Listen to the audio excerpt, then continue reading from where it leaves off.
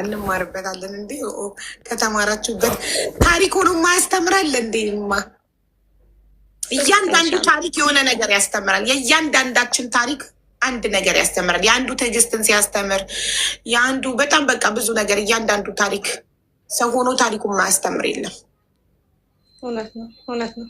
ትክክል ነሽ። ወላሂ ታሪኬን ስጀምርልሽ ስሜ ዘይነባ ነው። ያው እንደምታየው እንትኑ ላይ እና ተወልጄ የተወለድኩት አዲስ አበባ ላይ ነው እና ከፋሚሊ ጋር ነው የምኖረው። ታሪክ የሚጀምረው ከአራተኛ ክፍል ጀምሮ ነው ማለት ነው።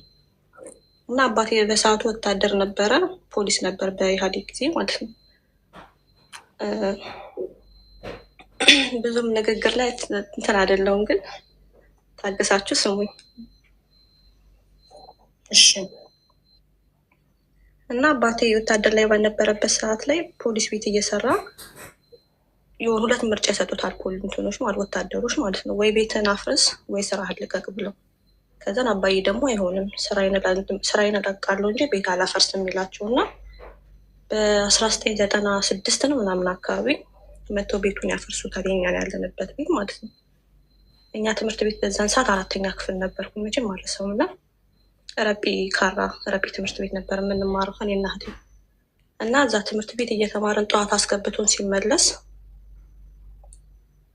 ልክ እንደተመለሰ ፖሊሶች ይይዙትና በቃ እንዴት ልበልሽ ኃይለኛ በቃ የጦርነት ፊልም ቢባል ወላሂ አያንሰውም።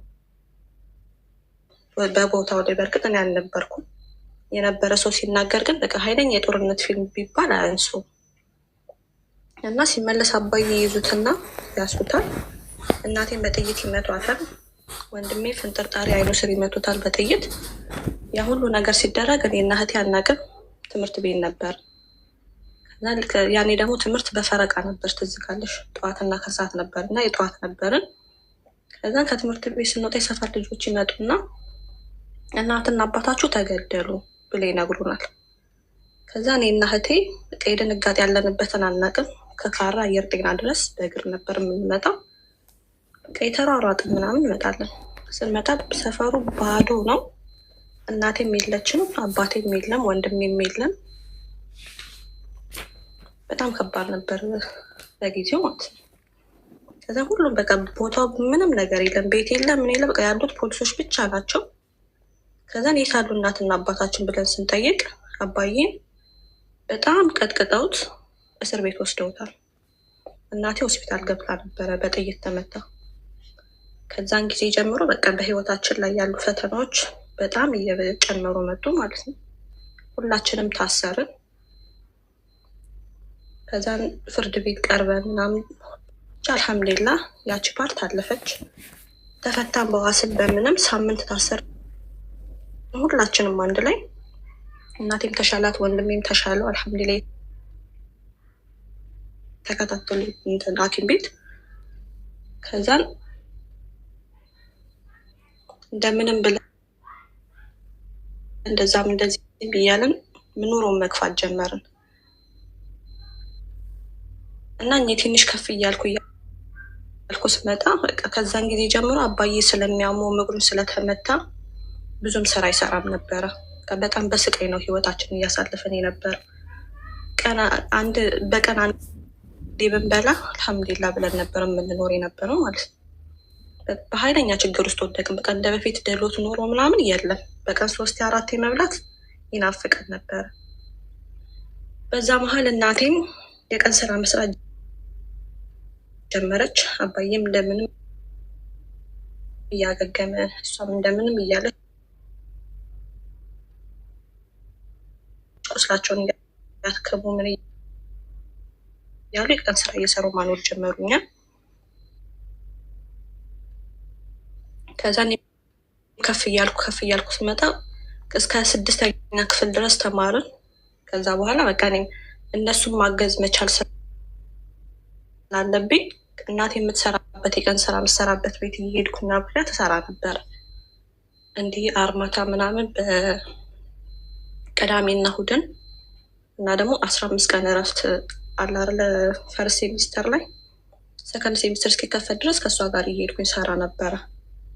አብሬያት የቀን ስራ እየሰራው ደሞዙን ለሷ ነበር የምትወስዱ። ለቤት የሆነ ነገር ይደረግበታል እንደዛ እየተባለ 15 ቀን ደግሞ እረፍት ሲሆነኝ የሆነ ቦታ ተቀጥሬ እየሰራው ምን እያልኩ በቃ ህይወትን በዛ መልኩ መግፋት ጀምረን አልሐምዱሊላህ። ከዛ እንደዛ እየተባለ የሆነ ጊዜ ላይ አባዬ በጣም ሲያቅተው የቤት ኪራይ ነበረ የምንኖረው። በጣም ሲያቅተው ቀበሌ ላይ ሄዶ አልቅሶ ምን ብሎ የቀበሌ ቤት ተሰጠን። ቀበሌ ቤት ላይ እየኖርን በጣም ብዙ ጊዜ ትናለን።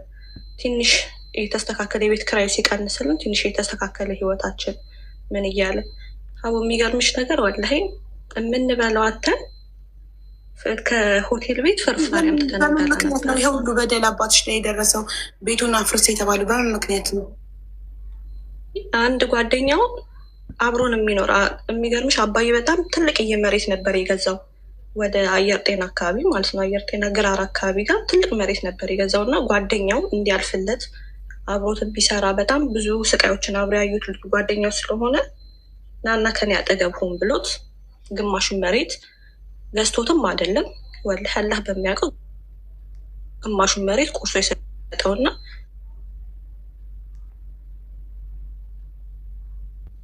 እዚህ ቦታ ላይ ቤት ስራ ብሎ ይሰጠዋል። ከዛም ጓደኛ ምን ያደርጋል? የሆነ አንዳንዴ ሰውን ስታቀርብ ምቀኝነት ይሰፍን የለ በጣም ምቀኛ ሆነበት። አባዬ ጥሩ በሰራ እሱ ግን ክፋትን ነበር የተመኘለት። ከዚም በመስሪያ ቤት እየሄደ እኔ ስራ ስወጣ ሌሊት ላይ እየጠበቀ ሊገለኝ ይፈልጋል። ልጆቼ ውጭ ወጥተው መጫወት አልቻሉ፣ እያስፈራራቸው ነው። ሚስቴን አጉል ሊያደርግብኝ እንትን እያለ ነው ምናምን እያለ ይከሷል። ከዛ ክሱ ሲበዛባቸው አባዬንም ደግሞ ጥምድ አድርገው ይዘውት ስለነበረ ብቻ በሆነ በስራ ጉዳይ አለመግባባትም ነበር ከመስሪያ ቤት ውስጥ እና ጥምድ አድርገውት ይዘውት ስለነበረ በዚህ የተነሳ ወይ ቤትን እናፈርሷለን ወይ ስራውን ልቀቃሉት።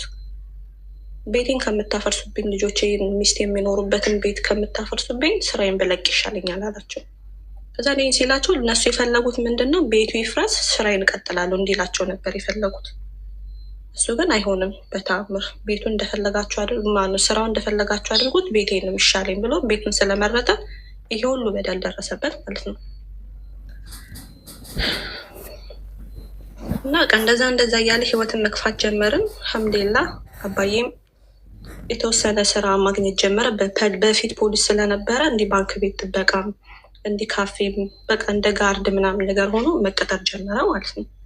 እንደዛ ሲሆን የቤት ኪራይ ሲቀንስልን ለቤት ወጪ ብቻ ለምግብ ለምን እየተባለ ማማም እየሰራች አብረው እያገዘችው ህይወትን መግፋት ጀመርን።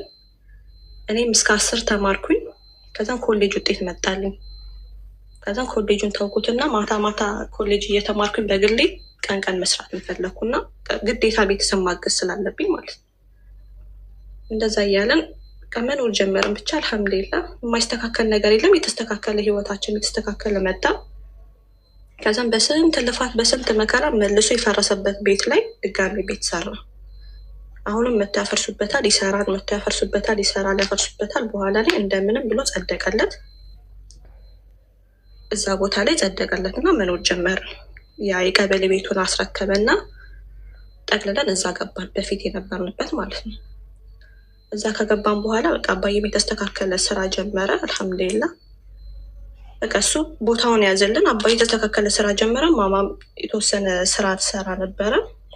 እንዲህ እንትን ላይ ምንድን ነው ሳሚ ካፌን ካወቅሽው አየር ጤና እዛ ተቀጥራ ፍተሻ ትሰራ ነበረ። ሴቶችን ፍተሻ ማለት ነው። የሚወጡት የሚገቡት ሰራተኞችን ትፈትሽ ነበር። እሷም ቋሚ ስራ ሆነላት፣ እሱም የተወሰነ ቋሚ ስራ አገኘና ህይወትን በዛ መልኩ መግፋት ጀመረ። ከዛም አሁን ደግሞ ወደ ግል ህይወት ስመጣልሽ ደግሞ እኔ ስራ ሰራ ነበር ብዬሻለሁ። ቀን ስራ እየሰራ ማታ ኮሌጅ ማር ነበረ። በዛ መሀል ማይደርስ ነገር የለም።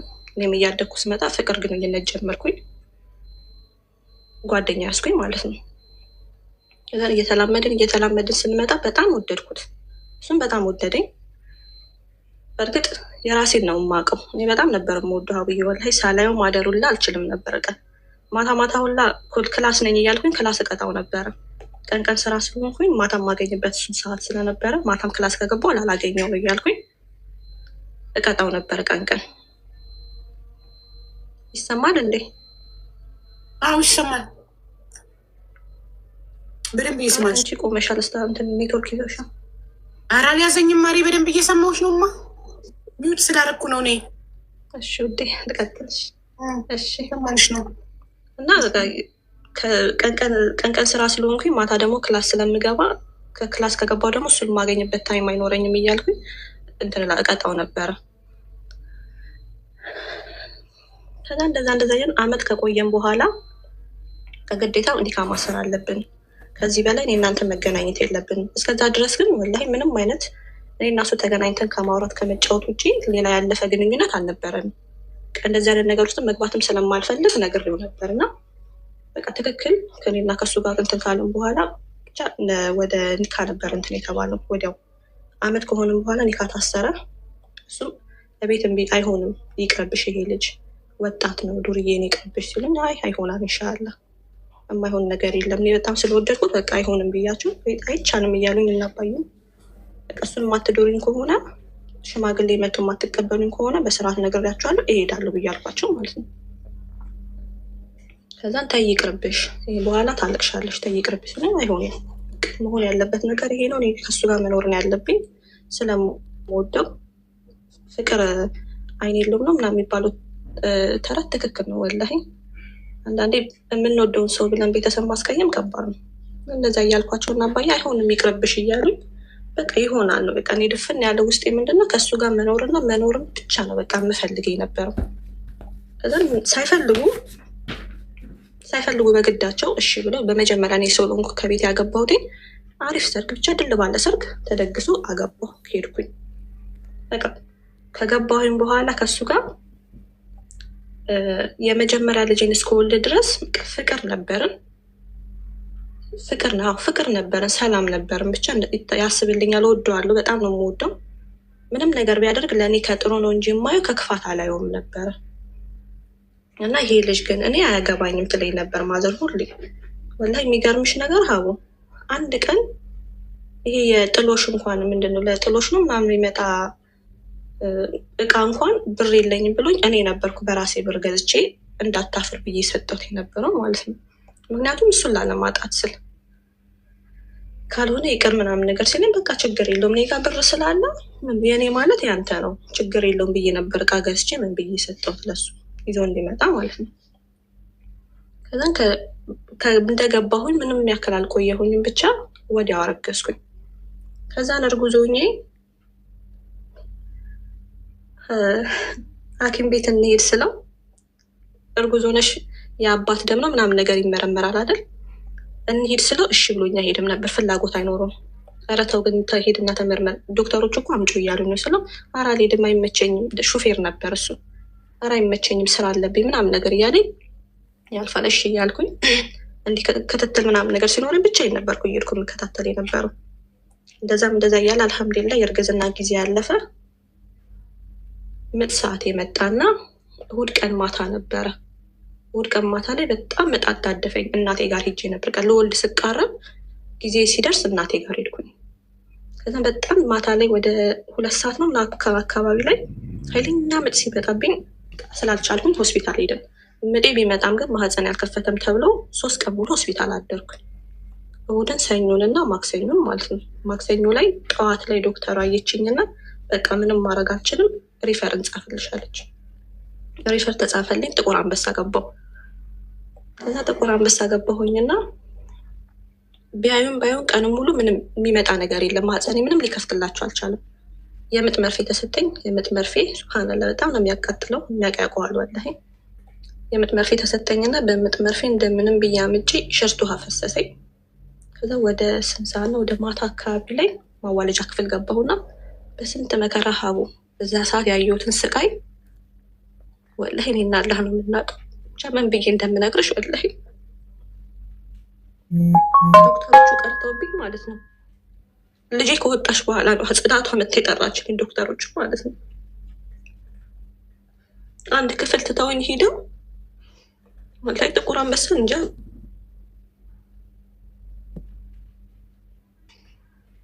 ኧረ ምጤ መጥቷል አልቻልኩም እያልኳቸው ትንሽ ነው እንትን በይ ወደ ውጭ አታውጭም ወደ ውስጥ መልሹ እያሉ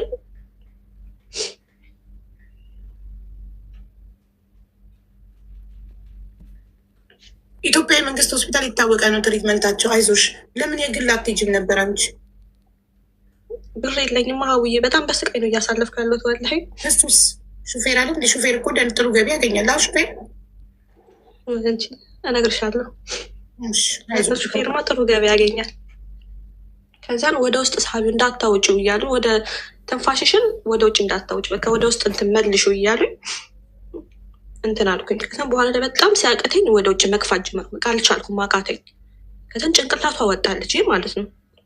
ከዛን አጋጣሚ ጽዳቷ በጣም ስጮህ ምንድን ነው የምትጮህ ብላ ልታጸዳ እግረ መንገዷን ስትመጣ አየችኝ። ከዛን ኧረ ልጅቷ ወልዳለች እባካችሁ ነው ጭንቅላቷ ወጥቷ ምናምን ብላቸው ዶክተሮቹን ጠራቻቸውና መጥተው አዋልዱኝ። ከዛን እንዴት እንደሚያመናጭቁ ሱብሃንአላህ። ብቻ አልሐምዱሊላህ በስቲሽ ነበር የወለድኩት እና ሁሉም ዶክተሮቹ ዋናዎቹ ምናምን ተለማማጅ ሰጥተውን ይሄዱ። ከዛ ምን ያደርጋል እንዲህ ተለማማጆች ምናምን ነገር ሲሆኑ ዝም ብሎ ኬርለስ ሆኖ ነው አይደል የሚሰሩት። ውስጥ ላይ ፋሻ በጣም ትልቅ የፋሻ ደም እንዲቆም ትቶ እንትኔም ብቻ ምንድን ነው ስቲሽ የተደረገውን ፓርት ብቻ ሰፍቶት ይህንን ፓርት ታውቂያለሽ፣ የደረሰ ጉዝ ነኛ። ይህን ፓርት ብታልፊው እሺ ውዴ ይቅርታ ድረስ ይበቅብኛል። እሺ ይቅርታ። እሺ ቤት ከገባሽበት እንጀምር። ቤት ገባው የዛን ቀን አደርኩና ማለት እናትሽ ቤት ገባሽ፣ ባልሽ ቤት ገባሽ፣ ከዛ እንጀምር። ኧረ እናቴ ቤት ነው የታረስኩት። 2 ወር ከምናምን እናቴ ቤት ነው የታረስኩት። ከዛም በዛ 2 ወር ከምናምን ውስጥ አባት ነው አይደለ? አባት ማድረግ ቢያንስ እንኳን ቤት ስትገቢ እኮ ለአንቺ ችግር የለውም፣ ለእኔ ምንም አድርጎልኝም አያውቅም። ወላሂ እርጉዝ ሆኜ እንኳን አማረኝ ስለው አንድሽ ነገር ገዝቶልኝ አያውቅም። እናትና ማን ነው አባዬና ሲስተር ነበረች የሚገዙልኝ የነበረው። ማማ በዛ ሰዓት ስራ በነበራት ሰዓት አማረኝ እንኳን ስላት የሚገርምሽ ነገር ተረፍራፊ ምግብ እንኳን አምሮኝ የሆቴል ተረፍራፊ አምሮኝ ማለት ነው ለእናቴ ነግሬያት ነበር የምታመጣልኝ የነበረው። እና ምንም ነገር አያደርግልኝም ነበር። መጀመሪያ ኮሌጅ ተማሪ እያለች ስትጣበሱ ያ ሁሉ ፍቅር ፍላጎት የት ሄዶ ነው ካረገሽ በኋላ እንደዚህ የተቀየረው እና ትሪት ማድረግ የተወው? ለምን እኔ አላውቅም። እኔም አሁንም ድረስ ጥያቄ የሚሆንብኝ ይሄ ነው። ምንም የማውቀው ነገር የለም። ምክንያት ምንድን ነው ተብሎ ሲጠየቅ ምክንያቱን አይናገርም። ይሄ ነው እንዲህ ነው ብሎ በቃ ራሱን ግልጽ አድርጎ አይነግርሽም። እና ብቻ ያ ጊዜ ያለፈ እናቴ ቤት ገባሁኝ።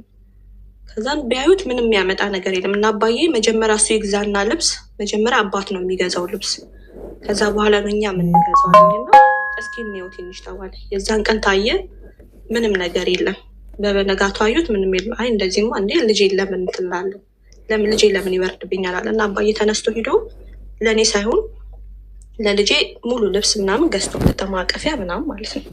እስከዛ ድረስ ቤት ውስጥ በነበረ ፎጣ በቃ እንየው እስኪ ተብሎ ኦል ዘ ታይም አብሮሽ በመገኘት ከጎንሽ በመሆን አንቺን በማስታመም አንቺን በመንከባከብ ገንዘብ ባይኖረው በጉልበቱና በጊዜው አንቺን እንጋባል። እልም ብሎ ከጠፋ መጥቶ ካልጠየቀ እንዴት ነው? ገንዘብ ስለሌለኝ ነው እንዴ? እሺ አባትሽ ሲጠይቀው የሚገርምሽ ነገር እኔ መርፌ ተሰጥቶኝ በማመጥበት ሰዓት እሱ እዛ ሆስፒታል ውስጥ አልነበረም ነበር። ሁሉም ተሰብስበው ጨንቋቸው ወደዛ ወደዚህ ሲሉ እሱ ሆስፒታል ውስጥ አልነበረም ነበር። የት እንደሄደ ማንም ምንም የሚያውቅ ሰው አልነበረም። ቆይቶ ነበር የመጣው እና አይ አባዬ ብር እኮ ስለሌለኝ ነው ምናምን ሲለው እሺ በቃ ችግር የለውም አንተ ልጄ ነህ እረዳሃለሁ።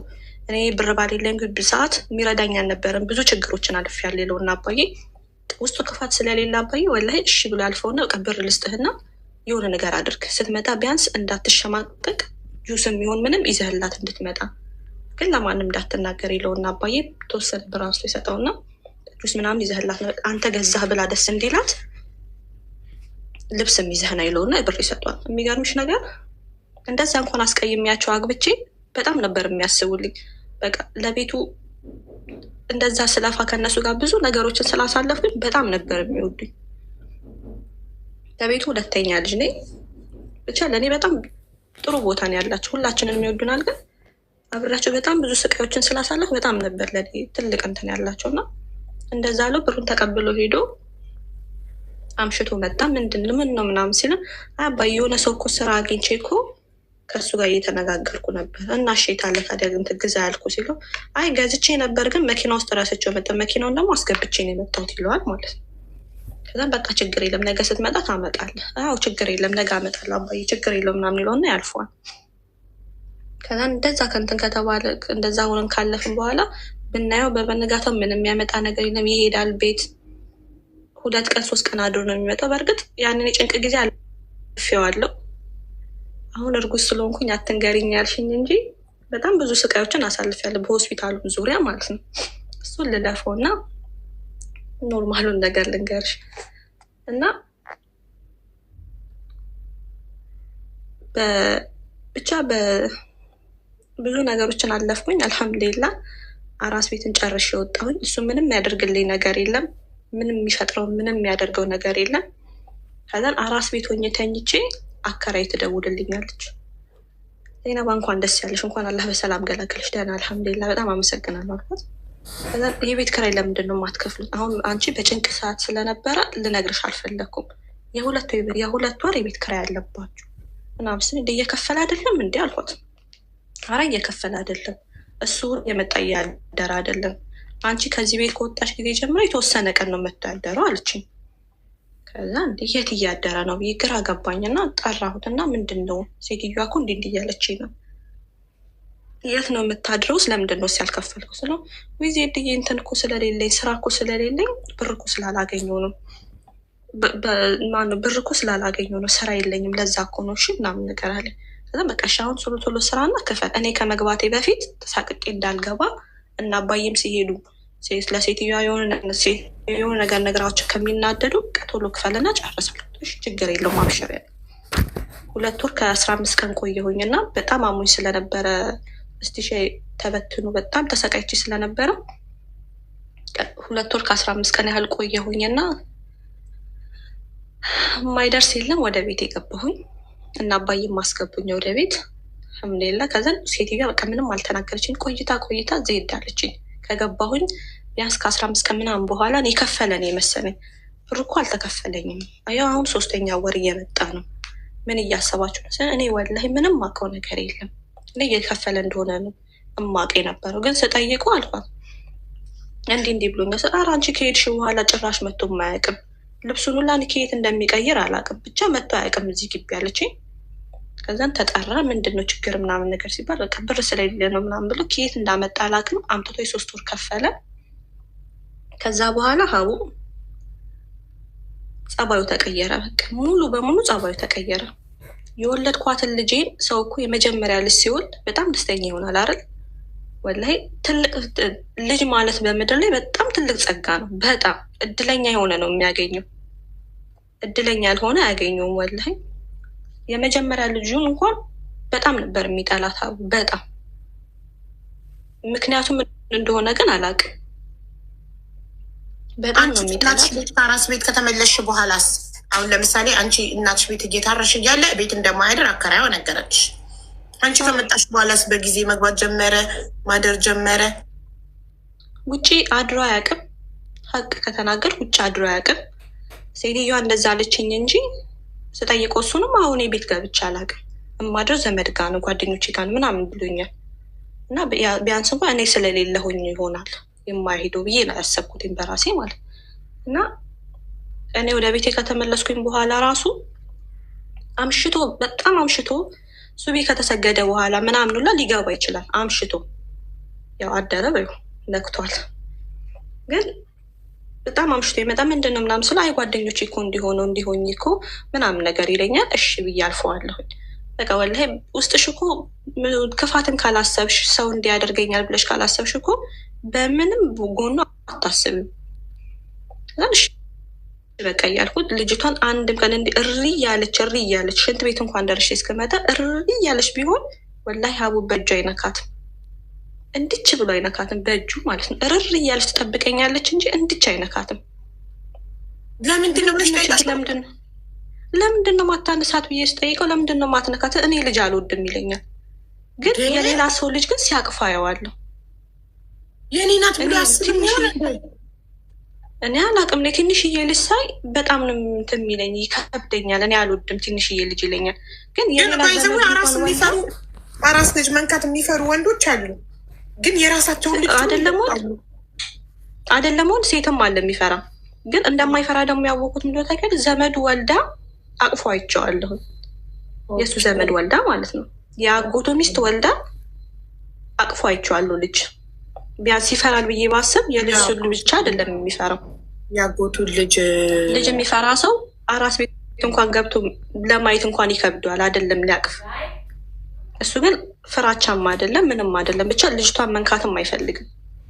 እንዴት ቢያንስ እኔ ወላሂ ሳገባው ከነ ሙሉ ክብሬ ባይሆን ኖሮ ልጅ አይደለችም ብሎ ቢለኝ እቀበለዋለሁ። ምክንያቱም ከዚህ በፊት ላይፍ ቢኖረኝ ትክክል ነው፣ ትዳር ላይ ገብቶ እንደዚህ አይነት ነገሮችን ቢናገረኝ ትክክል ነው፣ አምነዋለሁ። ምክንያቱም በፊት ላይ የሄድኩትን በፊት ላይ ከብዙ ወንዶች ከማድር ክብሬን ያልጠብኩ አይነት ሴት ከሆንኩኝ ትዳር ላይ ከመጣ በኋላ ቢጠራጠረኝ አይደንቀኝም። ግን ሲያገኝሽ ከነ ክብርሽ ነው ያገኘሽ።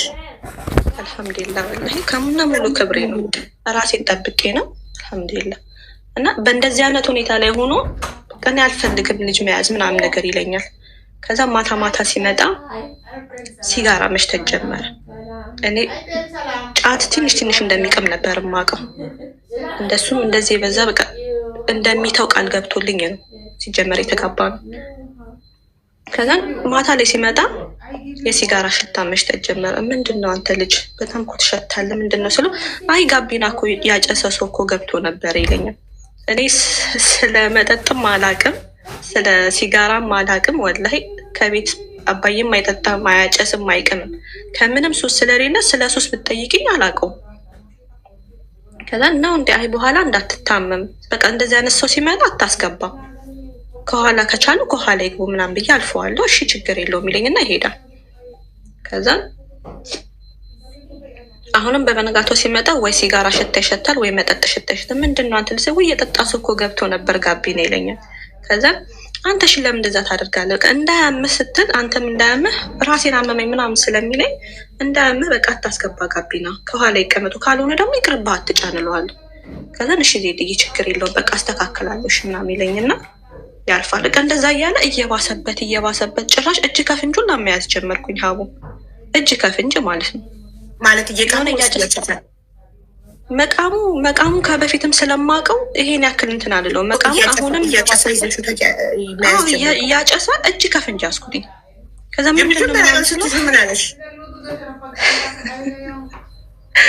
ወላሂ የመጀመሪያ እጅ ከፍንጅ ሲይዘው ማታ ማታ ስንወጣ አለኝ እለዋለሁ ሰይጣን እንዳይተናኮላችሁ ሲጋራ ጭሳ ለኩሳችሁ ውጡ ይባላል እና ለዛ ነው አለኝ።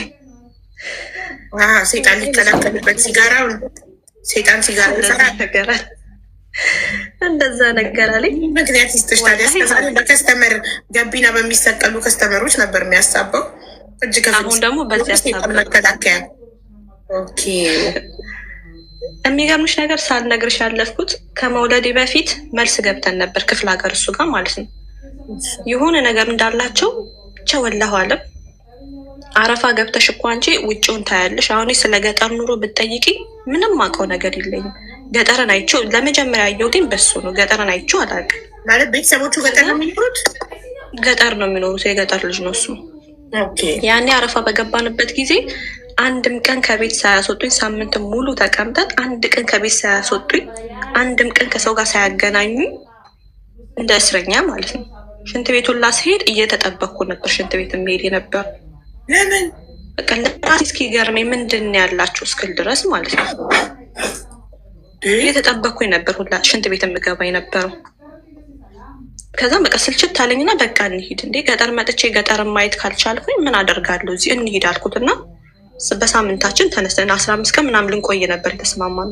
በሳምንታችን ተመልሰን መጣ። ከዛ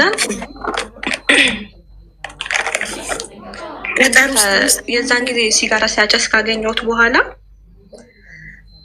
እና ታዲያ ሴጣን ይከላከላል ለምንድን እንደዚህ ትሸውደኛለህ? እኔ ምንም ባላቅም ግን ሴጣን ቢያንስ እንኳን ፋቲሃ ቀርተህ የሆነ ቁርአን ቀርተህ ውጣ እንጂ እንደዚህ ሲጋራ ጨስክና ሲጋራ እንትን አልክና ሴጣን ይከላከላል ብዬ አልገምትም። እኔ አላቅም። ሲጀመር ግን እንደዚህ አታድርግ ይለምድብሃል ምናምን አልኩት። እሺ ችግር የለም ዜድዬ አብሽሪ ምናምን በቃ ቢያንስ እየናቀኝ የሆነ እንትን እያለ እየዋሰበት እንደመጣ ያወቅኩት ምንድን ነው እጅ ከፍንጅ ግቢ ገብቶ እስከ ማጨስ እስኪደርስ ድረስ ማለት ነው። ከዛ እንደዛ እየተባለ ህይወታችን እየቀጠለ ከሱ ጋር ጭቅጭቅ ነው። የቤት ኪራይ አይከፍልም፣ የቤት ለምግብ ብር አያስቀምጥልኝም። ከኔ አልፎ ለልጅቷ እንኳን እንዲያደገች ስትመጣ ለምግብ እንኳን እንኪ የሆነ ነገር አይለኝም። የቤት ኪራይ አይከፍልም። እህቴን እያስቸገርኳት አባዬ ሱቅ ነበረው። አባዬን አባዬ እባክህ የቤት ኪራይ ደረሰብኝ ያልኩ እየተቀበልኩት የምከፍል የነበረው የቤት ኪራይ ብር የለኝም ነው የሚለኝ። ከዛን ዘመዶቹ ማታ ላይ የሚሰራበትስ በቃ እሱ ምንድን ነው የሚያደርገው? ለገቢ ከሞላለት ለነዳጅ ከሞላ ከዛ በኋላ ቁጭ ብሎ ነው መኪና ውስጥ የሚቅሙ። ያንን ሁሉን ያላቅም። ጠዋት ስራ ብሎ ነው የሚወጣው። ማታ ሲመጣ ነው የሚቀበለው። ወደ ውጭም አልወጣም፣ ብዙም አልወጣም። ከሄድኩም ለመኪናው ባለቤት የሚከፈል ሸቀል ላርጉ። ከዛ ጫቱን ይዘው ቁጭ ይላል፣ መኪና ውስጥ ይቅማል። በቃ ለመኪናው ባለቤት የሚከፈልን ነዳጅ የሚሞላበትን ከጨረሰ በኋላ የፈለገውን ምግብ ይበላል፣ የተረፈውን ብር። ከዛም ቁጭ ብሎ መኪናን ጥቅማት ይዞ ጫቱ የሚቀም። ደግሞ ጫት ሲቅም ደግሞ እንደዚያ ቀላል ነገር አይደለም። ጓደኞቹን እየጋበዘ መጠጥ እየጠጣ ምናምን ነገር ነው። በቃ መኪና ውስጥ ነው ማለት ይመጡና ጓደኞች ዘመዶች ይደውሉልኛል ወይ ይመጡና እንዲህ ቦታ እኮ አየነው፣ ምን ሆናችሁ ነው? ችግር አለው የቤት ውስጥ ልጁ በጣም ጸባይ ተለውጣ እንደ በፊት አይደለም፣ ምንድን ነው ችግሩ ምናምን ሲሉኝ እኔ ወላሂ ምንም አውቀው ነገር የለም። ከጊዜ በኋላ በጣም ተቀይሯል ጸባዩ። ልጅቷን እንኳን እንደ አባት እንኳን የኔ ልጅ አይደለችም ሁላ እያለኝ ነው ያለው። ምን እንደሆነ አላውቅም አልኳቸው። ከዛን እስኪ ቆይ ለማንኛውም እንነጋገርበት። ዘመዶቹ ሲመክሩት ይሰድባቸውና ይርቃቸዋል። ዳግመኛ ሄዶ እነሱን አያቸው። አሁንም የሆነ ነገር ሲናገሩት ሙልጭ አድርጎ ይሰድባቸውና ዞር ብሎ ማያቸው ይጠላቸዋል ማለት ነው። ከዛን የሆነ ጊዜ ላይ ጓደኛው ደወለልኝና ዜድ አለኝ ስለው አሁኑኑ እንድታምኝ ነይና እንዲህ ቦታ ላይ መኪና አቁሞ ጫት እየቃመ ነው ያለው። ለዛውም በስራ ሰዓት ማለት ነው። ስራ መስራት ባለበት ሰዓት ወደ 11 ሰዓት አካባቢ ላይ መኪና አቁሞ ጫት እየቃመ ነው። ችግር ካለ ቤት ውስጥ ንገሪኝ፣ እኛ ጓደኞቹ ነን እንፍታ ነይና እየዋለ። ከዛን ውሸቱን በቃ እኔ እና እሱን ለማጣላት ስለሚመስለኝ ዝም ነበር የምላቸው። እስኪ ቆይ ለማንኛውም ደግሞ ደውለና አንቺ ልጅ ትመጫለሽ አትመጭም አለ። እሺ በቃ መጡ አልኩትና ተነስቼ ሲሄድ እውነትም እንዳለኝ ጥጉን ይዞ ጫት እየቃመ ነው ያለው። ከዛን ጠራሁትና ለምንድን ነው ስራ የማትወጣው ስለ ትንሽ መኪና የተበላሽታብኝ ሰውዬው እስኪስተካከል ድረስ አቁማት ብሎኝ ነው አለ። ከዛ ነው እሺ በቃ አስተካከል፣ ወይ ደግሞ የማይስተካከል መኪና ከሆነ ሌላ ፈልግ። እንዲህ እያልክ እኮ ቤቱንም እየበደልክ ነው ያለሁ። በጣም ብዙ ነገር ችዬ እያለፍኩ ነው ያለሁት። በቤት ኪራይ እንኳን ስለማትከፍልልኝ ከናባዬ ከነ ሲስተር እየወሰድኩ ነው የምከፍለው አልኩ። አብሽሪ ፍቅር ካለን እኮ ከተዋደደን እኮ ሁሉም ነገር ያልፋል፣ ብቻ ታገሽኝ የሆነ ነገር ያልፍልናል ይለኛል። ከዛ እንደዛ እየተባለ አረፋ ደረሰ። አረፋ ደግሞ ሲመጣ ኮንትራት ይገቡ የለ ክፍለ ሀገር ቤተሰቡን ሁለቴ ነበር የሚወስዱ። የእሱ ዘመዶች በሙሉ ስለሚገቡ በሁለት ዙር ነበር የሚወስዳቸው የነበሩ።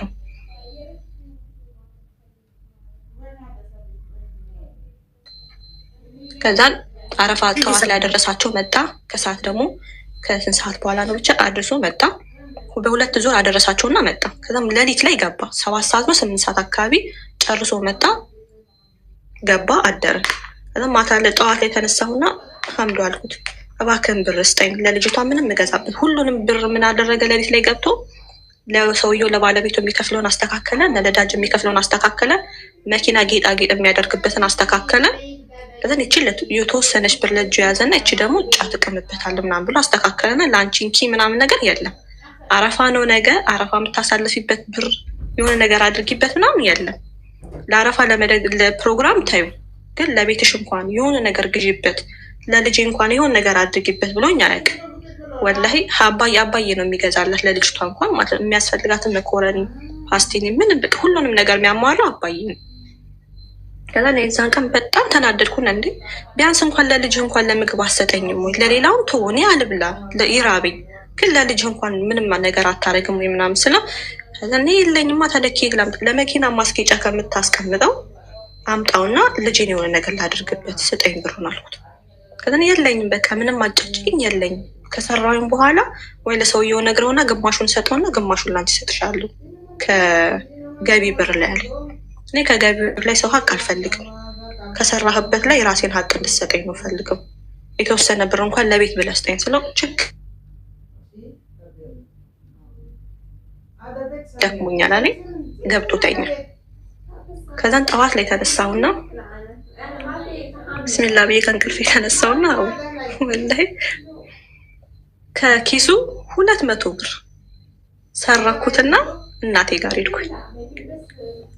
ያኔ ከዛሬ 8 ዓመት 8 ዓመት በፊት ነው። 200 ብር ከኪሱ ሰራኩትና ለልጅውን ነገር ለማድረግ ማለት ነው ሄድኩኝ እናቴ ጋር። ከዛም በዛ 200 ብር ፓስቲኒ፣ መኮሮኒ፣ ሩዝ ምናምን ገዛሁላት። ሁሉንም ነገር አሟላሁላት። እና በጣም እየፈራሁ ካሁን መጥቶ ያዘኝ፣ ካሁን ተቆጣኝ፣ ደውሎ ሰደበኝ እያልኩኝ በጣም ውስጤ እየፈራ 200 ብሩን ሰርቄው ሄድኩኝ እናቴ ጋር። ከዛን ሁሉንም ነገር አሟላሁላት፣ ገዛሁላትና ሁሉንም ነገር ገዛሁላትና እናቴ ጋር ሄድኩኝ። ከዛን ደወለና ስም ያለኝ ስለው ከኪሴ ወሰድሽው ብር ለምንድን ነው ምናምን አይፈልግም።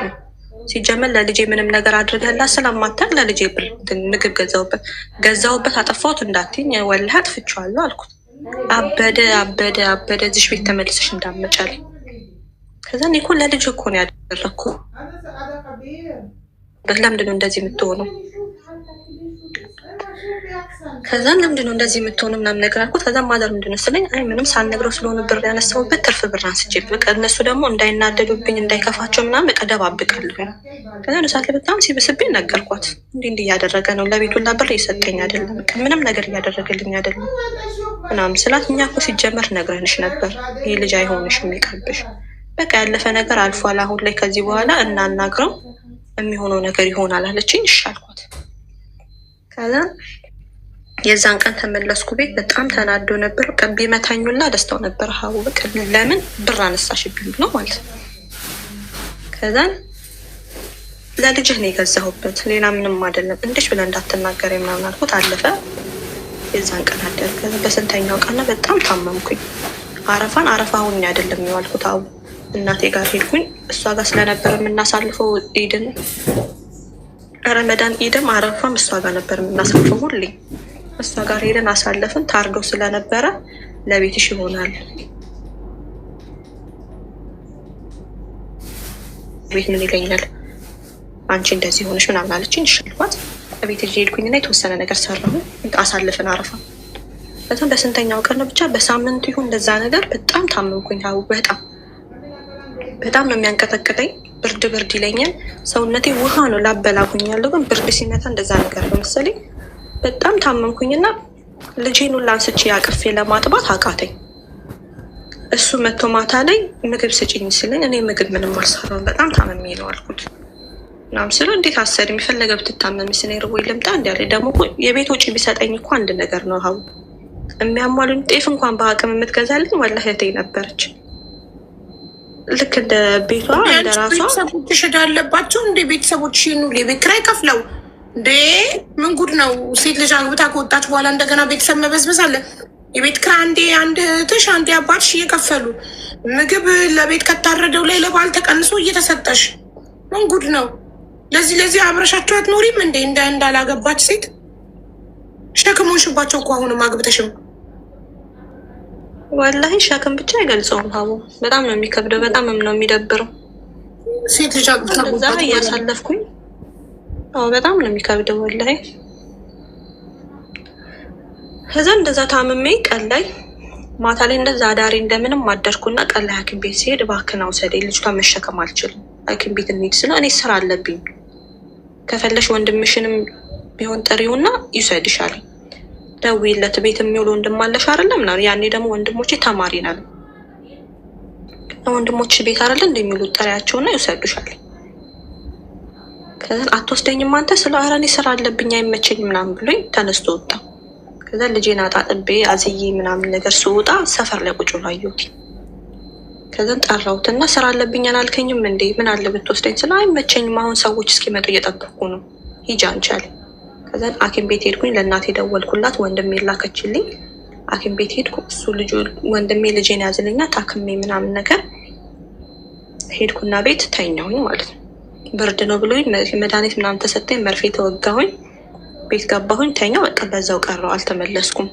2 ቀን ምናምን ሳድር ሀቡ ምን ሆነሽ ነው እንዴት ነሽ አመመሽ ባሰብሽ ወይ እንኳን ብሎ ደውሎ አልጠየቀኝም። ጭራሽ ደውሎ ምን ሆነሽ ነው ያደርሽ እንኳን አላለኝም። ወላሂ እንደ ሌላ ሚስት እንኳን እንዲያድርግ በዚህ ውጣ በዚህ ግባ ብዬ እንኳን አልጨቃጭቁም። ሀቡ በጣም ነው የምጠላው ጭቅጭቅ የተባለ ነገር። ሲጀመር ቤት ውስጥ እንዲህ በጭቅጭቅ ያደግን ልጆች አይደለንም። ሀቡ አባዬን በማየው መልኩ ነው እሱንም የማየው የነበረው። ጥሩ ባል ነው ብዬ ነበር ያሰብኩት እና እንዴት ሆንሽ ደህና ነሽ ወይ እንኳን ብሎ 2 ቀን ሙሉ ቤት ሳድር አልጠየቀኝም። አባዬ ደውሎ አንተ ልጅ ምን ሆነህ ነው ደውለህ እንኳን እንዴት ነሽ አትላትም? ምንድን ነው ችግር አለ እንዴ ምናምን ስለ ወይ አባዬ ከሆኑ ልጆች የሆነ ልጅ እኮ ጋጭቼ ታስሬ ነበረ እና እመጣለሁ፣ በቃ ነገ እመጣለሁ። አሁን ገና እየወጣሁኝ ስለሆነ ነገ እመጣለሁ። ልሽ የመጣው እናቴ ጋር 2ኛ ልጄንም ወለድኩኝ።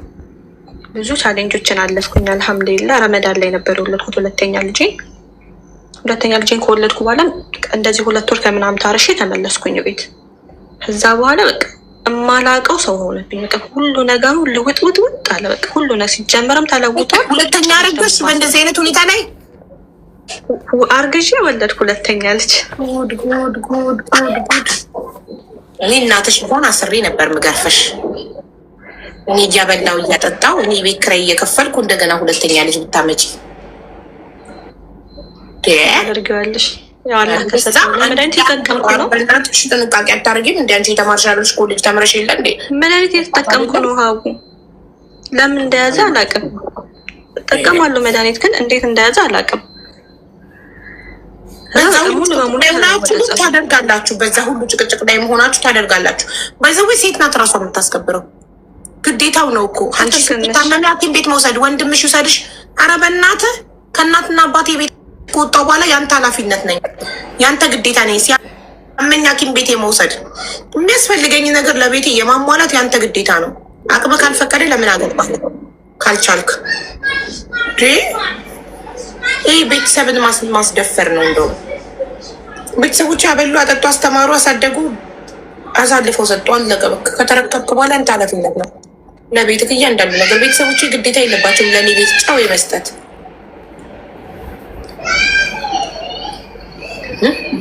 በቤተሰብ ድጎማ ይመራል እንዴ ትዳር? ቤተሰቦቻችሁን ማስደፈር ነው። ከቤተሰቦቻችሁ እያመጣችሁ ባሎቻችሁ የምትቀልቡ ከሆነ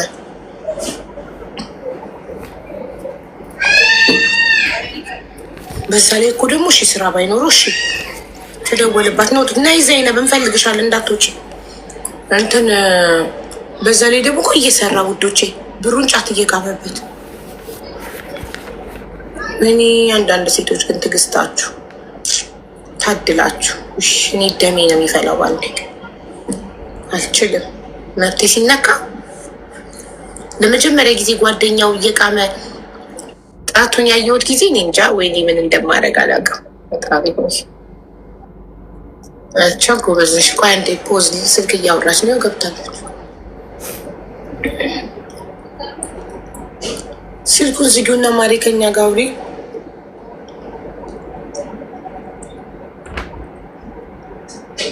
እሺ ቤተሰብ ባይኖራት ስቺ ልጅ ብቸኛ ብትሆንሽ ማን ቤት ኪራይ ይከፍላሉ? ማን አስቤዛ ያደርጋል? ቤተሰብ የሌላቸው ሰዎች የሉም። ቤት እናት አባታቸው ቤት ማይታረሱ። አሁን እሷ ይታረሰችው እናት አባቷ ቤት ነው። እናት አባት ባይኖራት ማደጎ ቤት ያደገች ብትሆንስ? ዘመድ ቤተሰብ የሌላት ምን ልትሆን ነበር?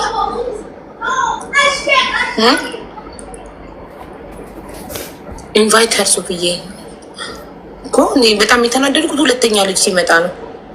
በመጀመሪያው ስህተታችን አንማርም። ኦልሬዲ ይሄ ሰውዬ እንደማይረባ አረጋገጥኩ አይደል? የኔ ቤተሰቦች ሲጀመር ቢሞቱ ማለት ነው ካገባው በኋላ 5 ለኔ ያወጡኝ። ጭራሽ እንደውም አንቺ ልትደጉም ፋንታ እኛ እንደጉምሽ እንደሆነ እንዴ ነው የሚሉ። ታድላ ቤተሰቦቿ በጣም አንደርስታንድ የሚያደርግ ፋሚሊ ነው ያላት። ዘይነብ ገብተሻል ማሬ? ስልክ እየተደወለብሽ ነው ወይ? ሀቡ ስልክ እየተደወለብሽ ነው? ለቤት ማማ እየደወለች ነው። ኦኬ እሺ።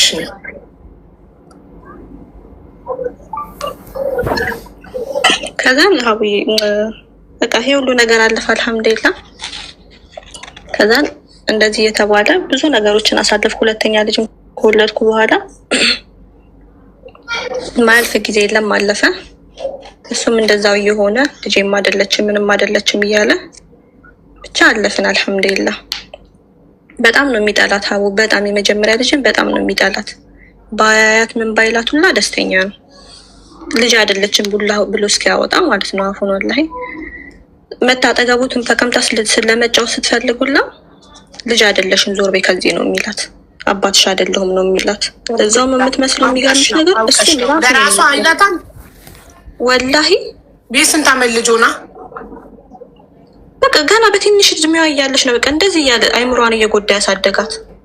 አይምሯ ላይ እንዳይታተም እኮ ነው። ልጅ አይደለሽም ዞር በይ ለሕፃን ልጅ። አሁንም ድረስ ብትጠይቂያት እንዲህ እኮ ብሎኛል ትልሻለች፣ በልጅነቷ ጀምሮ ማለት ነው። እና በቃ እንደዚህ እያለ አሳደጋት፣ አደገች። አልሐምዱሊላህ እንደዚህ ውስጧ እየተጎዳም ቢሆን ብዙ ነገሮችን አልፈን ገና ሲመጣ የሁለተኛዋ ልጅ ደግሞ ሴት ናት። ሁለተኛዋም ሴት ናት። ሁለተኛዋም ሴት ናት። በጣም ሴት ልጅ እኔ ደግሞ ሴት ልጅ ይጠላ እንዳይሆን ሁለተኛው ወንድ ከሆነና ሁለተኛዋን ይወዳታል። ሁለተኛዋን በጣም ነው የሚወዳት። እኔን ነው የምትመስለው። በጣም ነው የሚወዳት ሁለተኛዋን። የመጀመሪያ ልጁ ደግሞ እሱን ስለሆነ የምትመስለው ለምን እንደሆነ አላውቅም። በጣም ነው የሚጠላት። በቃ እህቱን ነው የምትመስለው ቁጭ ራሱ ቤተሰቡ ማለት ነው። ከዛም ገና ሲመጣ ትንሿን ሲያጫውታት ትልቅ ሄደ ስትጫወት ዞር በይ ከዚህ ነው የሚላት። ዞር በይ ከዚህ ነው አባትሽ አይደለሁም ከዚህ ነው የሚላት። እና ይህንን ለምዳ መጥቶ በር ሲያንኳኳ ጥቅልል ብላ ትተኛና ከገባ በኋላ ይቅሩ አባትሽ መጥቷል ሂጂና ተጫወቺ ትላታለች። ትልቅ ትንሿን ማለት ነው። ለምንድን ነው እንደዚህ የምታደርገው? ለምንድን ነው የምትለየው? ስለሆነ እኮ ቀልድ ነው ጨዋታ እኮ ነው ይለኛል። እንደዚህ አይነት ጨዋታ የለም። ልጆቼ ናት ለይቶ አይፈልግም ወይ ለትንሿ ሂጂ አባትሽ መጣ ተጫዋች ትላታለች ትልቋ። ወላሂ ሀዋ እንዲህ ስልሽ አታምኝኝም። ወይኔ አፈር ልብላ። ምን ያህል ተሰምቷት እንደሆነ ታውቂያለሽ? ለትንሿ ውስጧ ስብር ብሎ ሂጂ አባትሽ መጣ ተጫዋች ማለት እኔ አባት የለኝም ኦር እኔ አባቴን አላውቀውም የሚል ስሜት ይሰማታል። እሱ አባቷ እንዳልሆነ አመነች ማለት ነው በሚነግራት ነገር። ትክክል ወላሂ። በቃ አባትሽ መጣ ሂጂና ተጫውቺ ነበር የምትላት እና እነሱ ገብተው ሲጫወቱ ጥቋን ይዛ ታያቸውና የሆነ ሰዓት ላይ ልጅ አይደለች በቃ ውስጧ እንትን ይልና ተነስታ ሄዳ ከእነሱ ጋር መጫወት ትፈልጋለች። ልክ ሄዳ ስትጫወት ዞር በይ ከዚህ ብሎ ይገፈትራታል። ከዛም ትሄድና ስር መታ ጥቅለት ልትልና ወይ ታለቅስና እማዬ ትለኛለች። በቃ ታያቸው እላታለሁ። ከእሱ ጋር እሷ የተነሳ በጣም ብዙ ጊዜ ተጣልተናል። እጅ በእጅ ተያይዘናል ልንደባደቡላ ማለት ነው። ብቻ አልሐምዱሊላህ። ከሚገርምሽ ነገር በትምህርቷ እንኳን በጣም ጎበዝ ልጅ እሷ ናት አሁን ላይ ማለት ነው። በጣም ጎበዝ ልጅ ናት። ምን ዋጋ አለው? ልቧ ተሰብሯል እኮ አሁን እች ልጅ ስታድግ የሚሰማት ስሜት በጣም ወላሂ በጣም ከባድ ነው። እኔ በእሷ ቦታ ሆኜ ሳስበው ራሱ በጣም ከባድ ነው። ከዛ በቃ ግን ለልጅ እየተባለ አደገች እና ኩል ለልጅሽ እኮ አልቆምሽላትም። ምን ላድርግ? በቃ እንደዚህ አትበል። አንተ ለምንድን ነው እንደዚህ አትበል ብቻ አብረሹ እየቀጠልሽ እንደዚህ አትበል ብቻ የምትይው ከሆነ ለልጅሽ ቆምሽላት። ነገ እኮ ስታድግ እኮ ይህን ሲያደርግብኝ እንደዚህ ሲለኝ ሲገፈትረኝ ልጅ ያለሽም ዞር በይ ካጠገቢ ሲለኝ አንቺ የት ነበርሽ? አይምሯ ላይ ስለሚታተም አድጋ ይዛኔ ግን እናቴ የት ነበረች? ለምን ዝም አለችው? ለምን ፈቀደችለት? ኧረ ሀቡ በጣም ነበር የምንጣለው ወላሂ በጣም በቃ እንደዚህ ባትወዳትም ባትፈልጋትም እንደዚህ አትበላት። በቃ ልጄን አታሸማቅብኝ። በቃ ምንም ነገር አትበላት፣ አትፈልጋት፣ አጠገቧ አትድረስ። ግን በቃ ምንም አትበልብኝ ብዬ እናገረው ነበረ። አሁን ላይ ስንት እና አባዬ ሁላ ነገርያቸው እነሱ ላይ የተናገረ በጣም ይቆጡት ነበር። እንደዚህ አትበል፣ እንደዚህ አታድርግ ብሎ ይናገሩት ነበር። እና ብዙ ነገር አለፍን አልሐምዱሊላህ። እንደዚህም እየሆነ እየተኖረ ምንም እየተባለ ብዙ ነገሩ እየተጣላሁኝ ቤት እየሄድኩኝ እና አባዬ እያስታረቁኝ ምን እያልኩኝ በጣም ቅርታ ይጠይቀ። እነሱ ደግሞ አይቻልም በቃ እንደዚሁ እንዳለ ተፋቱ ነበር። ከመጀመሪያ ልጅ ጀምሮ ፍቹ ነበር የሚሉኝ እነሱ። ደግሞ ፍቅር ስለነበረ ለሱ አይመስለኝም አይታየኝም ነበር እንደዚህ አይነት ነገር። ፍቹ በቃ አይሆንሽም ይሄ ልጅ ይቅርብሽ ነበር የሚሉ። ያውም እንደዚህ የሚያበረታታ ቤተሰብ እያለሽ ፍቹ። አንዳንድ ቤተሰብ ሴቷ እየተቀጠቀጠችም አልፈልግም አፋቱኝ እያለች የምትፋታ ልጅ የለችንም ሂጂ በግድ እያሉ ባሏ ቤት ይመልሳሉ። አንዳንድ ቤተሰቦች አንቺ ፍቺ የሚል ቤተሰብ የሚያበረታታ አይዞሽ እኛ ከጎንሽ ነን የሚል ቤተሰብ እያለሽ አንቺ ግን ፍቅር አለብኝ ምኑን ነበር የምትወጂለት ማሬ? በቃ ፍቺው የምትፈልጊውን ነገር ልጆቹን እናሳድጋለን ነበር የሚለኝ። ፍቺው ነው በቃ እነሱ ማይሆን ነገር ከሆነ ምን ታደርጊያለሽ? ለምን ትሰቃያለሽ? አንቺ ልጆችን ማታሰቃይ ነበር የሚሉኝ የነበረው እና በቃ እንደዛ እንትን እየተባለ ብዙ ነገሮችን አሳለፍን። አልሐምዱሊላህ አለፈ ማያልፍ ነገር የለም።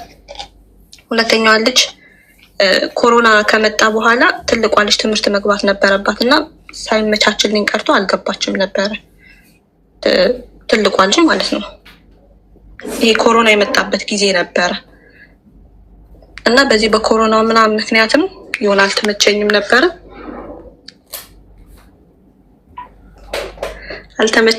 እና አላስገባትም ነበር ልጄን።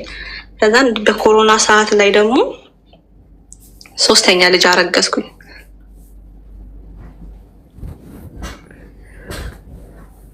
እስቲ ወላሂ በይ ወላሂ ሀቡ 3ኛ ልጅ አረገዝኩኝ።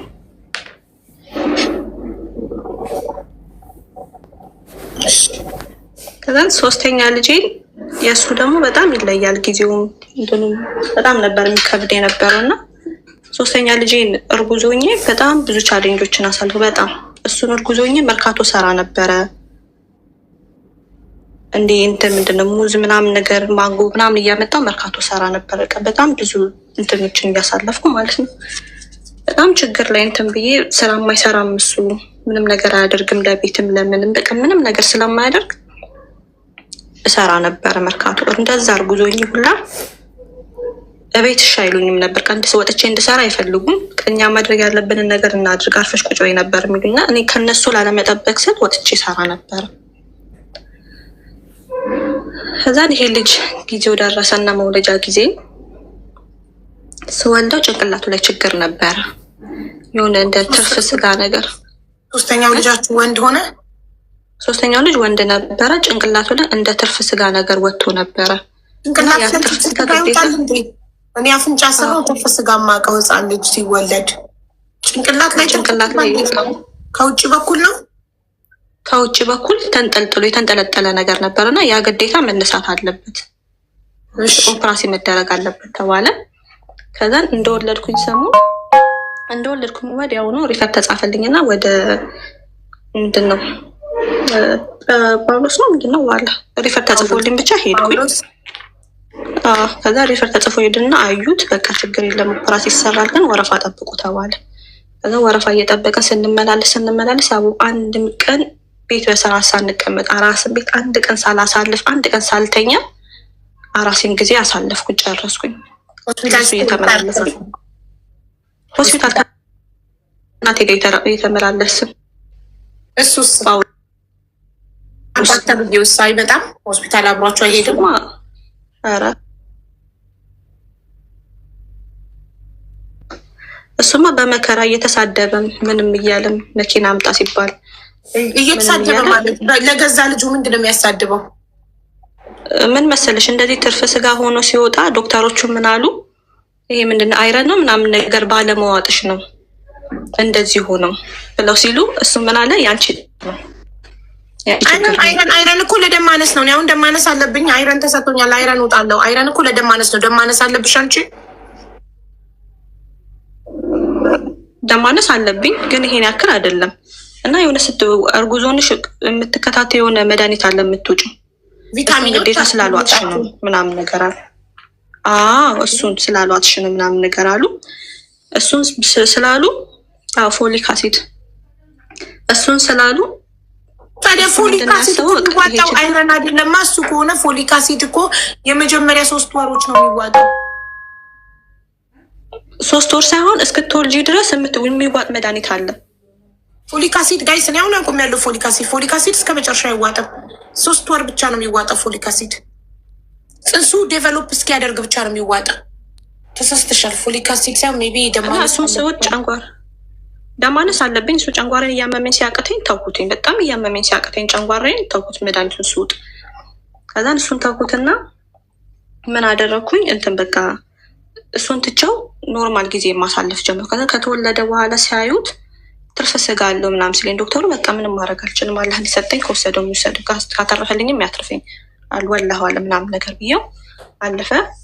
ወር ከምናምን ድረስ እየተመላለሰን ሐኪም ቤት ቀን በቀን እየሄድን እየታጠበለት ምንድን ነው ፈሳሽ ነገር ትንንሽ የፈሳሽ ነገር ይወጣው ስለነበረ የትርፍ ስጋው ላይ እየታጠበ ጤና ጣቢያ ቀን በቀን እየታጠበ እየተቀየረለት የፋሻ አለፍን። በ54ኛው ቀን ምናምን ነገር እናቴ ምግብ ይዛ መታ ቤት ቁጭ ብለን ቡና እየጠጣን ከጳውሎስ ተደወለልኝ እና ቶሎ በይ ነይ እና ልጅሽ ኦፕራሲዮን ሊደረግ ነው አልጋ ሊይዝ ነው ቶሎ በይ አለችን ዶክተሯ ሪሴፕሽኗ ደውላ። ከዛን ደወልኩና ስለው አይመቸኝም አልመጣም አለኝ። ከዛን አይመችም እሺ ችግር የለውም ተነሳውና ከእናቴ ጋር ተያይዘን ሄድን። አልጋ ያዘን ያንን ሁላ ልጁ ኦፕሬሽን ሊደረግ ከጳውሎስ ሆስፒታል ተደውሎሽ አይመቸኝም አለ። አይመቸኝም አለ። በእናትሽ አይመቸኝም ሲል አንቺ ምን መለስሽል? አይመቸኝም ማለት እንዴት ነው? አባት ከልጁ በላይ ምን ኢምፖርታንት ነገር አለ? በቃ እኔማ አመሰግናለሁ ብዬ ዘጋሁበት። ከሱ ጋር ትርፍ ንግግርም አልፈለግም። በጣም ሁሉም ነገር ታግሼ ከአቅም በላይ በሆንኩበት ሰዓት ጊዜ ነበር። በቃ የራሴን ውሳኔ ለወሰን በደረስኩበት ጊዜ ነበር እና ሳልነግርሽ ደግሞ ያለኩት አራስ ምንድን ነው ማለት ምን ስራ ይዣለው ነው። በቃ አይመቸኝም ስራ ላይ ነኝ አይመቸኝም ብሎ ዘጋብኝ። ስራውን ተውና ና ስራውን ተው። የቤት ኪራይ የማይከፍል ስራ፣ አስቤዛ የማያደርግ ስራ፣ ምንም የማያደርግ ስራ፣ ለሱ ለጫትና ለነዳጅና ለመኪና ክፍያ ብቻ የሚሆን ስራ ምን ያደርጋል? ተወውና ስራውና አትይውም ነበር ወይ? ሲሰማ እኮ ነው የሚሰማ ሰው እኮ ነው እንደዚህ ብለሽ እንትን የምትይው። ከዛ እናቴም ስለነበረች ብርም ይዛ ስለነበር አረ ችግር የለው ምንም እንዳታስቢ እኛ ያለን አለችኝ። ተነስተን ሄድን። ወደ አልጋ ያዘ፣ ሁሉም ነገር ተደረገ። ያኔ ደግሞ አልሐምዱሊላህ የህፃናት ሲሆን ገና አመት ነው ምናምን ያልሞላቸው ልጆች ሲሆኑ ሁሉንም ነገር የሚሸፍነው ሐኪም ቤቱ ነው እና አልጋ ያዝን። አልጋ ያዝን። እነሱ እዛ ምንድነው ሐኪም ቤት ውስጥ ያሌለ እቃ ከሆነ መድኃኒት ከሆነ ብቻ ከውጭ ስገዛ ብር አወጣለሁ እንጂ አናወጣም ነበረ እና በኦፕራሲ ተደርጎ ጨርሶ ሁሉንም ነገር ጨርሰ ምናምን ሳምንት ቆየ ነው ሆስፒታል ላይ። ያንን ሁላ ጊዜ አንድ ቀን ደውሎ እንዴት ሆንሽ ዜድ ደህና ነሽ ወይ ልጄ እንዴት ሆነ እንኳን አንድም ቀን ብሎኛል።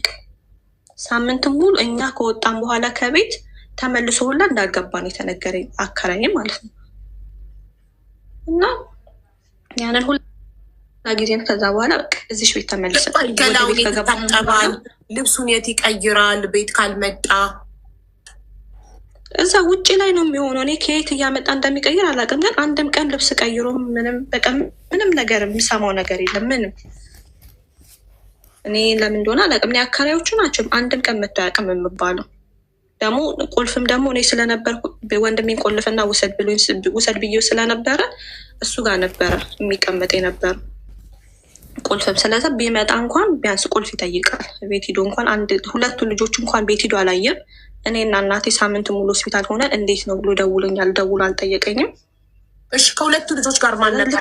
እናትሽ ዘይነብ፣ አንቺ እና እናትሽ ጳውሎስ ሆስፒታል ሶስተኛ ልጅሽን ስታስታምሙ ሁለቱ ሴቶቹ ልጆችሽ ማን እየጠበቀልሽ ነበረ ቤት? አባዬ ያለ ሲስተር አለች።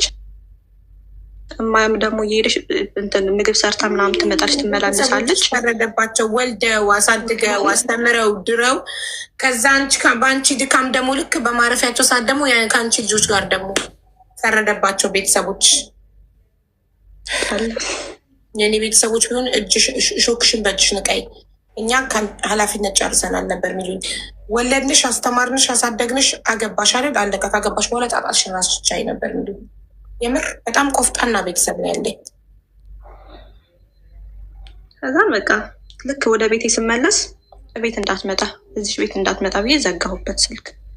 ጓደኞቹን ሽማግሌ ምናምን ሰብስቡ መጣ። በቃ ይቅርታ ታደርግልኝ እኔ ታመሜ ሆስፒታል ነበርኩኝ ምናምን አለ። ጓደኞቹን ለመሸፋፈን ሞከሩ። በቃ አልፈልግም እኔ እና እሱ የመጨረሻ ደረጃ ላይ ደርሰናል፣ ይበቃናል። በቃ የቤት ኪራይ ካልከፈለልኝ ለምግብ ለምንትን ካልተባለ ይሄን ሁሉ ጊዜ ይሄን ሁሉ አመት አብረን ቆየን፣ ይበቃኛል፣ አልፈልግም አልኳቸው። ለምነው ይችን ሳምንት ብቻ እዩ፣ ይችን ሳምንት መስተካከል ካልቻለ የፈለግሽውን እርምጃ መውሰድ ትችያለሽ እባክሽን ብሎ በጣም ለመኑኝ። ከዛን እሺ ይሄንን ሳምንት ብቻ ነው የማየው፣ ከዛ በኋላ ግን በእናንተም በእኔም እንዳታዝኑ አልኳቸው።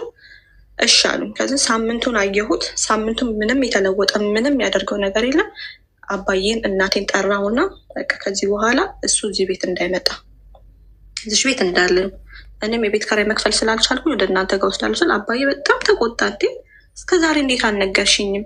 ይሄ ሁሉ ጉድ ካለ ይሄ ሁሉ ነገር ካለ እንዴት አልነገርሽኝም እስካሁን ድረስ እንዴት ዝም አልሽ ምናምን ብሎ ተቆጣኝና በቃ አሁኑኑ ቃጭነሽ ነይ ዛሬውን እንለቃለን። ሰኞ ቀን ነበረ። በቃ ዛሬ ትደር ነገ እንለቃለን አለ አባዬ። ማክሰኞ ቀን ቤት ለቀኩኝ። አከራዮት አልኩ። በጣም አመሰግናለሁ ምናምን ብያቸው አከራዮችን በጣም አመስግኝ።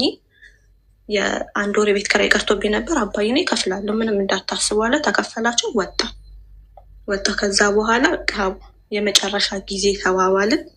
ያው ልጄን በወለድኩኝ ወር ከምናምኑ የመጨረሻ ተለያየን የናሱ። አሁን የናሱ ከተለያየን ወደ 6 ዓመት ከምናምን እንደዛ ነገር። የመጨረሻ ልጅሽ ወንዱ 6 ዓመት ሆነው? አዎ 6 ዓመት። እሺ እሱ ምን ላይ ደረሰ? አላቅም ምን ላይ እንዳለ አላቅም። ሌላ ገባ? ወላሂ አላቅም። ሀውዬ እየደወለ ትመለሻለሽ ምንድን ነው ምናምን ሲለኝ አልፈልግም በቃ አቅተና እኔ እናንተ አልኩት። አልፈታም ብሎኝላ በፍርድ ቤት ነው እንዲፈታኝ ያደረግኩት። ይጠይቃል? አረ ዞር ብሎ ማያቸው። እሺ ተቆራጭስ ለልጆቹ ያደርጋል? ምንም አያደርግም። አልከሰስሽም? ተቆራጭ እንዲያደርግ ተደርጓል። ታስሯልም ከአንድም ስንቴ። ምንም የሚያደርገው ነገር ስለሌለ ከሱ ጋር እኔ ምን አጨቃጨቀኝ? ሁሌ ከሱ ጋር ከፍርድ ቤት ምን አስቆመኝ አልኩና ባሻ ሰዓት ማድረግ ትችላለህ ለልጆች መሆን አያቅተኝም አልኩ። ታኩት በቃ አሁን እኔ ኩዌት ነኝ ያለሁት አልሐምዱሊላህ። ብቻ ለልጆች መሆን አያቅተኝም። እናት አባት ያሉ ማድረግ ያለብኝም በሙሉ አደርጋለሁ። እነሱም አሉ። በእርግጥ እኔ ለልጆች ምንም አድርጌም አላቅም አላደረኩም። እነሱ እያሉልኝ አልሐምዱሊላህ ከኔ ምንም አይፈልጉም እና አባዬ ቢሆንም ግን ግዴታዬ ነው። የተባረከ ቤተሰብ ሰጥቶሽ፣ የተባረከ ቤተሰብ ሰጥቶሽ። ልጅሽ ተሻለው? አዎ ጭንቅላቱን አሁን ስፌቱ ብቻ ነው።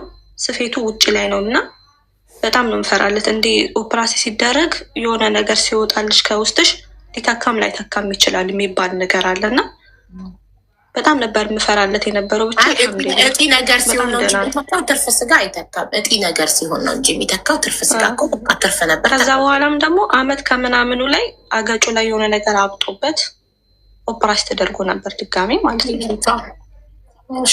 ኦፕራሲ ተደርጎ ነበር እና አልሐምዱሊላህ ብቻ ወላሂ አሁን እየተማረ ነው። ኬጂቱ ነው 6 ዓመት ከሆነው ኬጂቱ መሆን አለበት። ኬጂቱ ነው እየተማረ ነው። ጎበዝ። የመጀመሪያ ልጅ ስንት ዓመት ሆናት?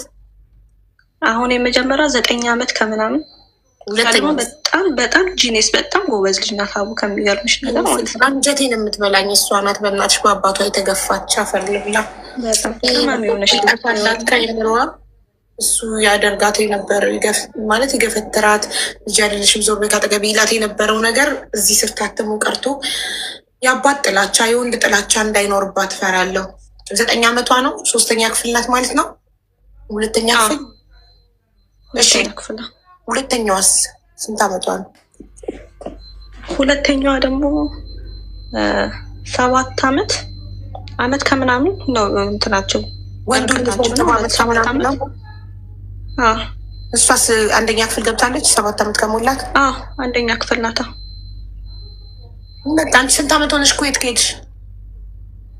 ከዚህ በፊት ሳውዲ ነበርኩኝ 2 ዓመት ከ2 ወር ሰርቼ ገባሁ ሀገር ቤት።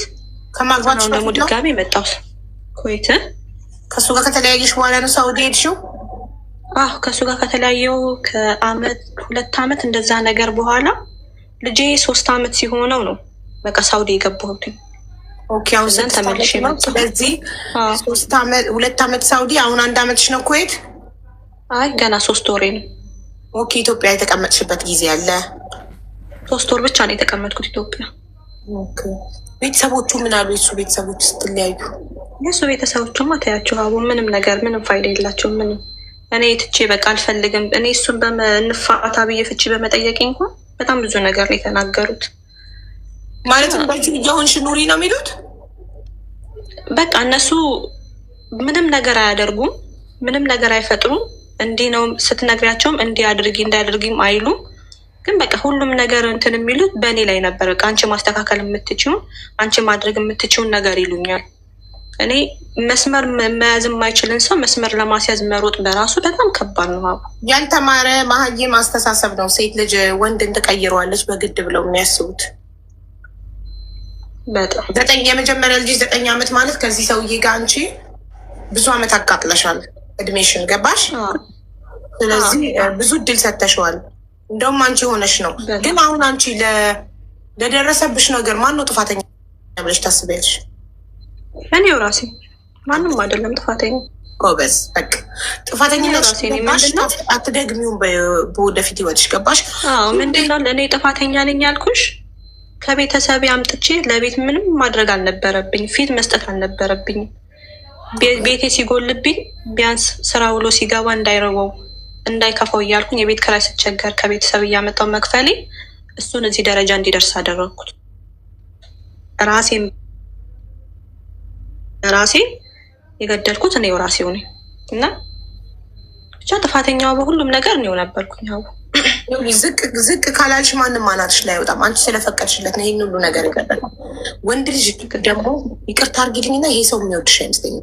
ብዙ ጊዜ ይወድሽ ወንድ ልጅ ሲያፈቅርሽ ሲወድሽ ይቀየራል። አንቺ ብሎ አንቺ አለሽ የምትቀይሩ እሱ ለአንቺ ብሎ አንቺን ላለማጣት በጣም ሱሰኛ፣ ዱርዬ፣ ሌባ የነበሩ ወንዶች አፍቅረው ላፈቀሯት ሴት ሲሉ ጋራጅ ተቀጥረው እየሰሩ ዝቅ ብለው ሰርተው አጠራቅመው አድገው ዛሬ ላይ ጋራጅ ባለቤት የሆኑ ዛሬ ላይ ሱቅ ባለቤት የሆኑ ዛሬ ላይ ትልቅ ደረጃ ይደረሷሉ።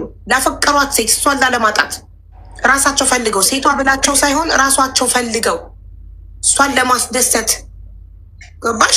ስለሚወዳት እሷን ላለማጣት ለፍቶ ጥሮ ግሮ ያኖራታል። ግን የማይወድሽ ከሆነ ወንድ ልጅ ካላፈቀረሽ አንቺ ብትለፊ እሱን ለመቀየር አይቀየርም፣ አይለወጥም። ስለዚህ እንኳን በመጨረሻ ወስነሽ ከዚህ ህይወት ወጣሽ። ግን 3 ልጆችን የሚያክል ነገር አፍርተሻል። ፈጣሪ ልጆችን ያሳድግልሽ። ከዚህ ትዳር ይሄን ሁሉ መስዋዕት የከፈልኩበት ትዳር ቢያንስ ልጆች ባይኖሩኝ እንኳን አሁን ላይ በጣም ይሰማኝ ነበር። ግን ሌላ ቢያንስ ምጽናናበት ልጆች ባይኖሩሽ አንቺም ይሄን ሁሉ መስዋዕትነት አትከፊኝ። ለልጅ ስትይ አንቺም የታገስሽው ይቀየራል እያልሽ ባለመጠንቀቅሽ 3 ልጅ የወለድሽው። ግን ስፋይን ልጆች አሁን ያድጋል እና ግን ድጋሚ ይሄንን ስህተት አትሰሪም። ለምን? ኦልሬዲ ጥፋተኝነትሽን ስላመንሽ ድጋሚ ይሄን ስህተት እንደገና እንደዚህ አይነት ኃላፊነት የማይሰማው ሰርቶ ቤቱን ማስተዳደር የማይችል የማያከብርሽ ወንድ ጋር ደግመሽ አትገቢም። ለምን? ኦልሬዲ ተምረሽ ወጥተሻል። ገባሽ? ደግሞ ከምንም በላይ ከሰው ህይወት ይልቅ በራሱ ህይወት የተማረ ሰው ደግሞ ያንን ስህተት አይደግመውም።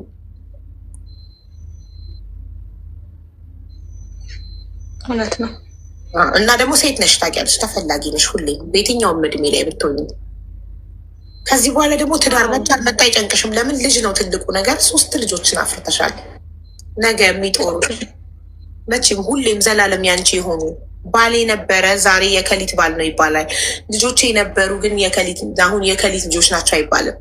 ነበር የማይባለው ደምሽ፣ ስጋሽ፣ ልጆች፣ እናትሽ፣ አባትሽ፣ እህት ወንድሞች ናቸው። ባል ባዳ ነው። ዛሬ የኔ ባል ነው፣ ነገ የሌላ ሰው ባል ሊሆን ይችላል። ነበር ይባላል። ገባሽ? ስለዚህ አንቺ ራስሽን ጠብቂ፣ ራስሽን ውደጂ፣ ራስሽን አክብሪው። ከሱ እጥፍ የተሻለ ባል ይመጣል።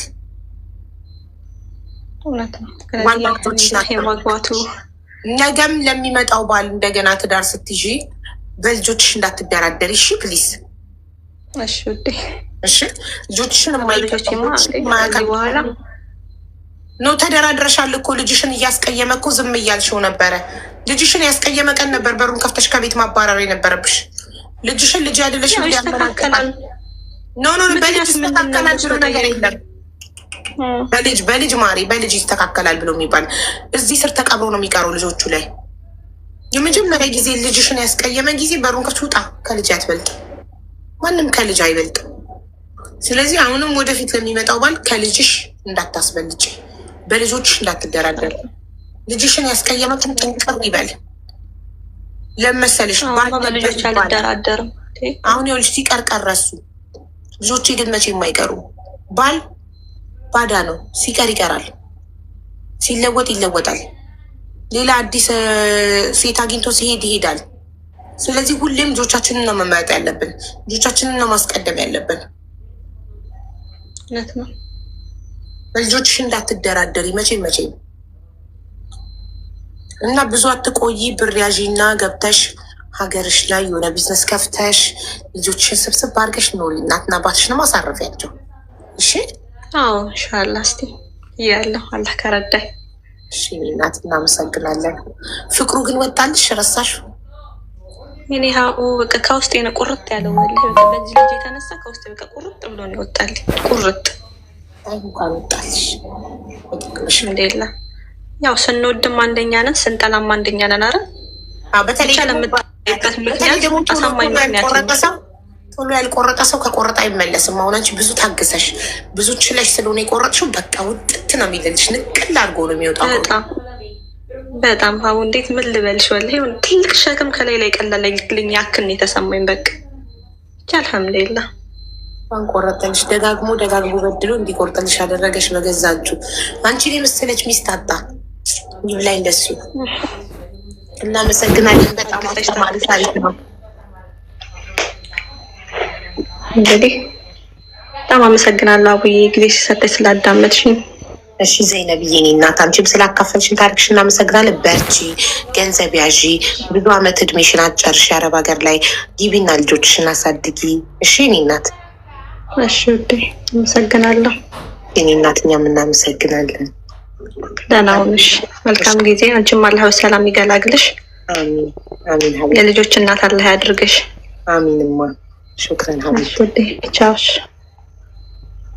I have touchable story. እሺ ቆይ እሺ ሀና